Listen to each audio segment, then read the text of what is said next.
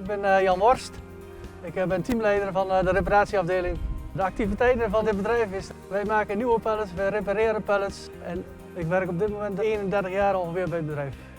De reden dat wij aan het zoeken zijn naar luchtreiniger is dat wij vooral bij ons in de hal reparatiepallets hebben die gebruikt worden door verschillende sectoren, waaronder ook pallets met dakpallen en cement, zeg maar.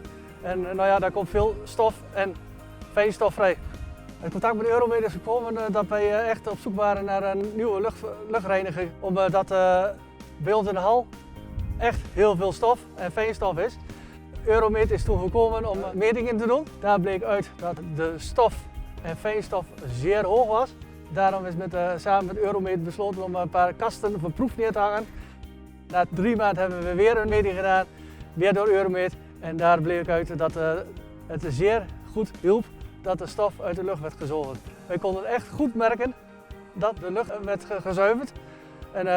En ook op de vloer en op de machines, zeg maar, dat de stoflaag ook een stuk minder werd.